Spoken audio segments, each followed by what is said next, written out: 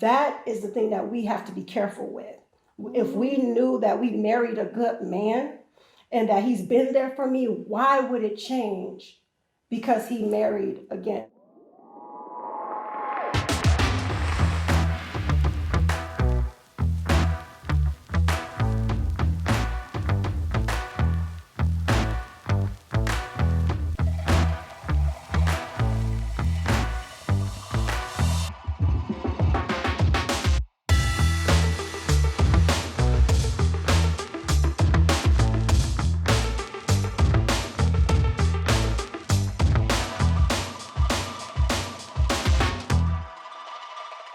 Assalamu alaikum, peace. I'm Coach Nazir. Assalamu alaikum, peace. I'm Fatimah, Coach Fatimah, his wife. Assalamu alaikum, peace. I'm Coach Nyla. I am also his wife. And we are the founders of Outstanding Personal Relationships and authors of Let's Talk Polygamy Uncensored. So with that being said, today we want to address a myth. And the myth is that your preference makes a principle. This is what I mean.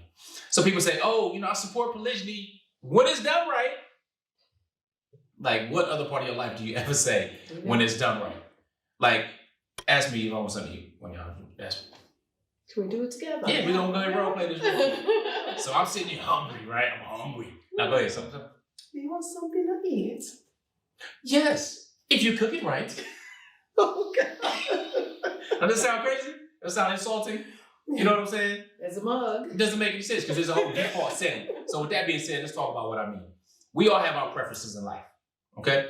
Now, because you may prefer something one way or prefer it a different way, doesn't necessarily mean if the thing is allowed and okay, good regardless, that this way is right or this way is wrong. Like my favorite color is not her favorite color or whatever. Favorite foods, they differ, right? We're all humans. So with that being said, let's talk about polygyny. In polygyny, there's a couple different things. We talk about best practices, and the reason we talk about best practices is because we know that there are different ways to handle situations which may not be best for everyone. However, in general, they cover the most amount of people. So when it comes to polygyny, let's talk about just one thing in particular. When it comes to practicing polygyny, we encourage people to have a discussion, all right? When you're newly married or as you're evolving in your marriage, to have a discussion regarding polygyny. Why? Whether or not you practice or intend to even practice it, it's good to have those open, honest communications so that you may learn each other. Now, we also state it's absolutely 100% okay for a woman to initiate the discussion. Yes. It's okay. We are adults. Initiate the discussion. It's better to do that than it is to be fearful, uncertain, sure, suspicious. Yeah. All of that, address it. Be an adult. You may or may not like what comes out of it, but at least you did address it. It wasn't something hanging in the air. As a man, it's more your responsibility if you want to practice it, but you can engage in a discussion or you can just pause and delay the discussion. So what I mean, many times brothers are like, look, okay, cool. I'm married. I want to practice polygyny one day when circumstances are right, get my money together and so on. So maybe 5 years, couple years, or even longer, but I know I do want to do that eventually. So what they tend to do is when they have a discussion on polygyny, they're joking about it, the wife may bring it to them, they're like, no, I'm not interested in polygyny, baby. All right. And they're not at that time. They have an open and honest conversation, even if it's saying, you know what, let's revisit this in 5 years after I get my money right, or when circumstances change, or I, increase my leadership skills, or whatever it may be. It's having that discussion. Mm-hmm. Now, this is what I mean with preferences don't determine principle. If you do not have a discussion, and he does decide to get married and practice polygyny, actually take the action, go ahead and do it, and you didn't learn until later, well, your preference is to be told about it up front, and that's what we encourage. All right, that's what he should have did. However, notifying you later doesn't mean that it's wrong. It's not best, and it's not even good. In most cases, it's not. I mean, you open up a whole other bag of stuff that you're not really ready for. Okay, so it is best practices, again, to do that. However, your preference doesn't make the principle. The principle is to practice in marriage. Clearly, preference doesn't make principle. You have some other examples of how sometimes people think that it needs to be this way, or he or she must be this way first in order to, they put these extra conditions on? I think what they do with that extra condition, with the condition, It's you grow the way I want you to grow when I want you to grow, so that I can accept it, so that I can embrace your growth. That's what I want you to do. So they'll look at this and this must be perfect, but your marriage wasn't perfect before that. You weren't perfect. Your spouse wasn't perfect, but you got to have all this perfection now in order for me to allow you to live your life the way I want you to live it. There's so much control that they don't want to relinquish. Oh yeah, that's a whole nother preference right there that they will want to make principle. Yes. Well, now you need my permission. You should absolutely have a conversation. You should have an understanding. Yeah, but permission isn't necessary. No. You know what I'm saying? So, but that's the preference that many people want to turn into principle. And then they go, oh, if that's not met, if they don't have my permission, then, oh, what about the pain? Now my pain should prohibit you from ever doing it. Yeah. Right? So my emotions are more important than yours or anybody else's. So that preference makes it principle. And no, it doesn't. No. You know what I'm saying? Were you going to say something? I was going to agree, but it was just a lot of other things that were flying in my head because you did a video about the marrying again when a woman is pregnant. So that was, or the wife is pregnant. And it was a lot of preferences that went in the comments about that thing. And it could be a sore subject, and it could be the different energies and things like that. But the same thing that Coach Fatimah and I talk about a lot is that our husband is our husband 100% of the time. So even if he married again when someone is pregnant, he's still your husband during that time. He still should be there for you, still these different things. So the preference would be wait till the baby is here. But then what about after? There's like, would it be another preference that say, well, wait till the baby goes to school, or wait till the baby start walking, or would it be another thing on another thing? Right. So would it be another thing on another thing? So this is the first one. Go off to college. Let's get real detailed. Right. So when it comes down to that, and I had to bring that one up because that's a tough one for us to swallow as women because, we know what pregnancy feels like. We know the ups and downs of emotions, but to put that, to go through that and say, well, because he married again, he's not going to be there for me. That is the thing that we have to be careful with. If we knew that we married a good man and that he's been there for me, why would it change because he married again? So even though it's a preference, it could be an understanding preference. That doesn't mean that it has to be the thing that it is in order for your marriage to succeed or for any other marriage to succeed that he has. Yeah, totally. Indeed. So as an example with principles, one of the principles I had is that I'm going to be at the birth of my children. Now, that wasn't always ideal. I used to work a traditional job. I was a CNC machine operator, school bus driver, taxi cab driver, all kind of blue collar stuff way back in the day, right? And I was there for my first daughter being born, second daughter being born, third daughter being born, fourth daughter being born. All of my children, all of them. Even when I had to leave work, I had to call in to work.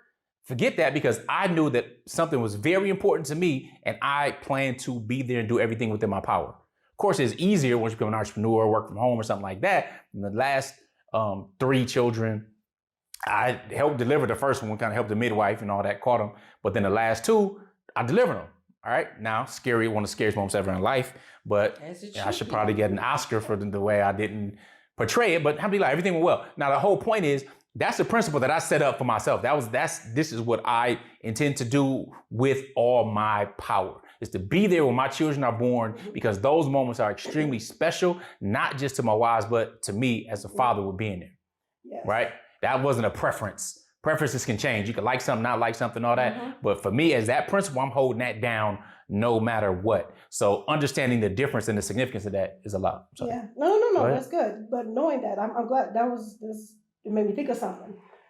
And Coach Fatimah and I talk about this a lot too, about what if something is going on your day and blah, blah, blah. I remember very vividly the birth of my bonus baby, and everything like that, because it was actually a night that it was technically, my night, I guess if you want to call it that. People say my night or whatever. And I was like, oh, okay. So it was this information that was given that this little baby was born. Like I said, I remember it vividly because Me when too. Of course, she was dying on the living room floor. His birthday on the Islamic calendar is Eid, the day of Eid. So it was like, I would never forget that. And it was a beautiful thing. But the whole thing of knowing that this was I'm going to be there for the birth of my children, that was nothing that was going to be a problem, but it was still very solid. And we talked about this in one of our other videos about being consistent and being solid. Those are things that, wives like. Those are things that women like. And it shows that these are universal principles. Yeah. Dependability, accountability, reliability, all these illities. Those are important. You know what I'm saying? Those universally, like somebody's not dependable and you can't trust them. All of that stuff is very important. These are universal, and it should be that much more so in your marriage. Now, are you going to get it right all the time? No, I can say that with certainty. Will you get into it and have conflicts and disagreements and all this type of stuff? Yeah, absolutely. But it's how you deal with it in that spirit of love and being open and growing and allowing the other person to grow at the same time. Now, here's the thing. If you are being the best that you can be and you're growing, then you also want to make sure you're watering, that you're also allowing that sunshine to come in and everything else to help those around you grow, because you can't force them to do anything. All right. What we can do is force ourselves to be better and rethink why we give certain meaning to things. So one person can absolutely be excited and ecstatic about going to the gym, right? Well, two people. One person wakes up 4 o'clock in the morning tired. Like, nah, not today. While the other one's like, tired, but I gotta get it done today.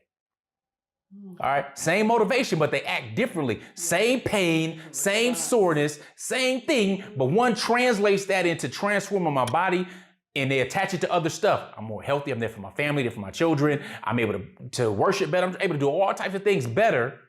So I have to do it. It's a must. It's not a should, because people should all over themselves all the time. Should do this, should do that, blah, blah, blah. They should all over themselves. No need for that. When you change it from a should to a must and you question the meaning on why, that's a sign of maturity and moving in the right direction. That's a part of growth, but we're not going to a whole training. So, Sure. So I think another thing too is that we need to quit focusing on making someone else look bad so that we look good. People get so obsessed with it, let them look bad so I can be good. I can be the winner. And then they make it a competition and you end up hurting your marriage within that. Right. So while you keeping score and making yourself look so good to yourself, because you're not attractive to nobody else, trust and believe, and you looking super ugly, because when people are people watchers, they can tell that's what you're doing. They can tell it's divisive. And then if they can't see it, they can feel it.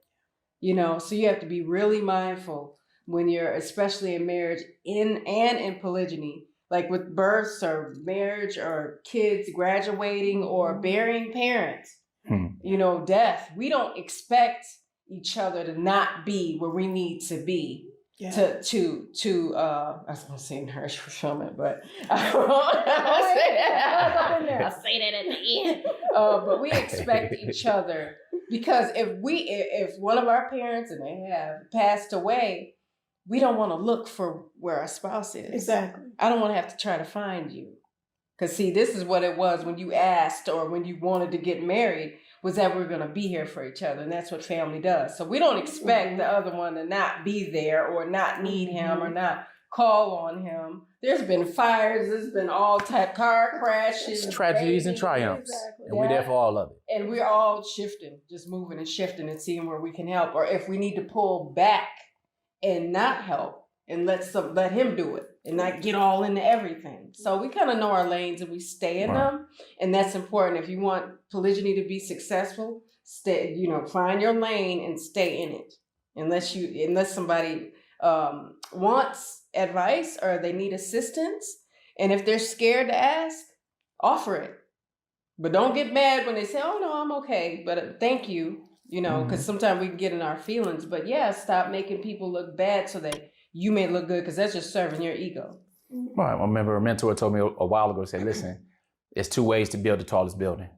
Either you got to get that strong foundation, you got to get the pillars right, that core right, and you just build it. Take the work to build it tall. Or you can just tear all the other ones down around it. Tear all the other ones down around it. Like a toddler. Like a toddler. Exactly.